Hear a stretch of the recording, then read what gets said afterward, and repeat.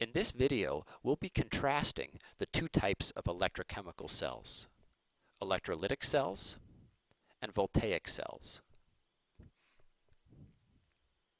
Here's some properties of electrolytic cells.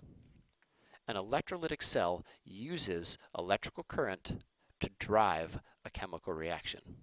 So we're going to be supplying electrical current, and then that electrical current will create or generate or drive a chemical reaction. An electrolytic cell, the reaction is non-spontaneous. Remember, that means energy must be supplied. And in this case, it looks like we're supplying energy in the form of electrical current, and then that electrical current will drive the reaction. A couple examples are electrolysis and electroplating. So here, this is the electrolysis of water.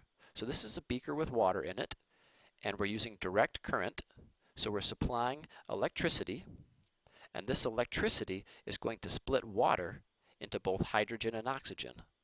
So up here, we would have hydrogen gas and oxygen gas. So water is being split apart.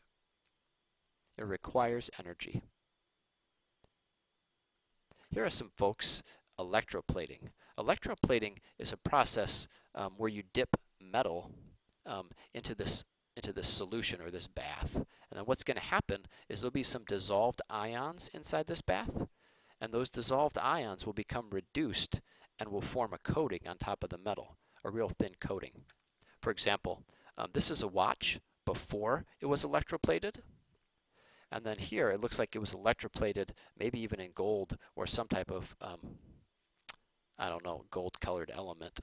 I'm not sure what it is, but either way, this gold colored element here was electroplated on, and it's very, very thin, probably only a few atoms thick maybe, I don't know for sure, but it's very thin.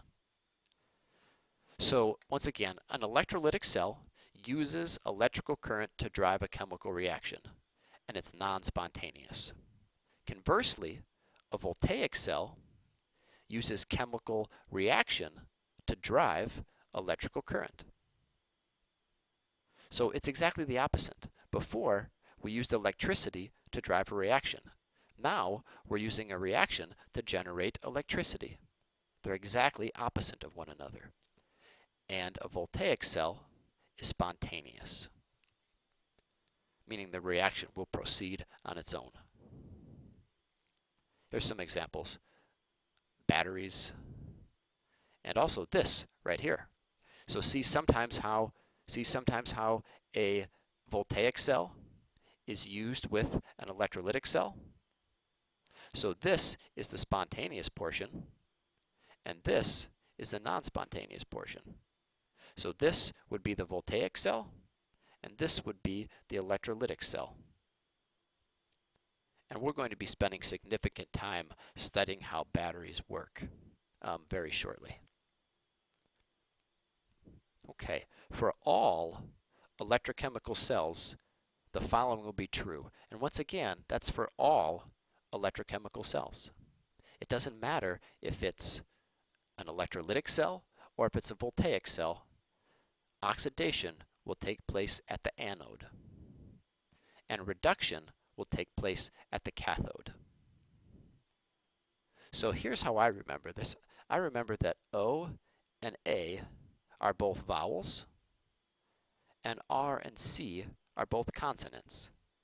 So once again, it doesn't matter what type of electrochemical cell, oxidation always occurs at the anode, and reduction always occurs at the cathode.